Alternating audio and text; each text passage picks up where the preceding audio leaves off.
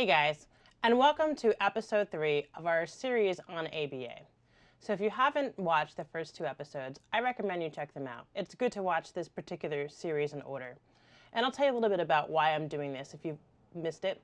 So I've been doing ABA for 9 years, and I'm really passionate about helping families work with their therapists to really get the best outcome for their children.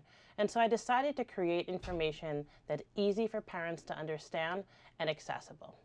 So last week, we learned that an ABA therapist tries to change a behavior either to increase it or decrease it. And so tonight, we're going to talk a little bit about how they go about that. So there's 3 big letters in ABA. And actually, they're not ABA, they're ABC. So that stands for the antecedent, the behavior, and the consequence. An antecedent is what happens before behavior occurs. The behavior, well, that's pretty obvious. It's the behavior. And the consequence, it's what happens after the behavior occurs. So there's 2 really main ways that an ABA therapist changes a behavior. The first is the most important, and that's the antecedent modifications. Those are the proactive measures that an ABA therapist will take to make sure a child's successful. Now that can look like many things: visual cues, a sensory diet, breaks, schedules, frequent access to toys that they like. It could be rearranging a room, or maybe taking them to a park before the session occurs to get some of their energy out. All those things are things you're going to do to either make a behavior more or less likely to occur before it happens.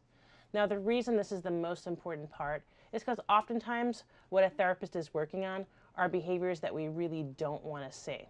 And the best way to teach that is to avoid them. Because anytime a behavior happens that we don't want to occur, let's say a tantrum, it's in some degree reinforcing it. So we want to make sure we do everything we can to prevent a behavior when we're, of course, decreasing behaviors so it doesn't occur. But what if it does occur? Well, that's the second part. And those are the consequence manipulations. Now, there are 2 types of consequence manipulations.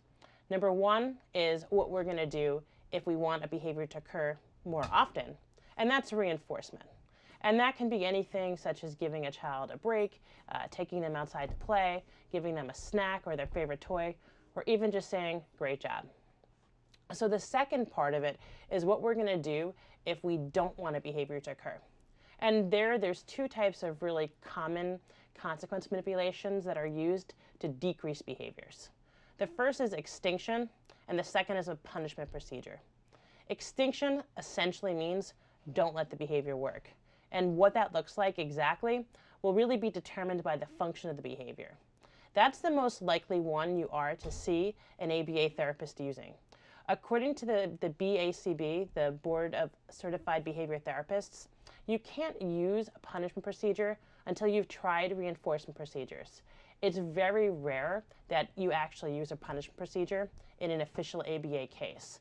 In my 9 years of doing ABA, I think I can count the number of times on my hand that I've actually used punishment. So it's not likely that you're going to wind up seeing that. But punishment is obviously a way that you can decrease a behavior.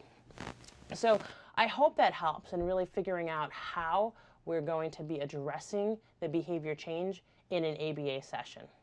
If you have any specific questions that you have, please feel free to reach out. I'm really passionate about helping you and getting your questions answered. My email is jessica@jessicaleichtweisz.com. Shoot me an email and I'm happy to help. God bless, make it a great night, and stay tuned for episode 4.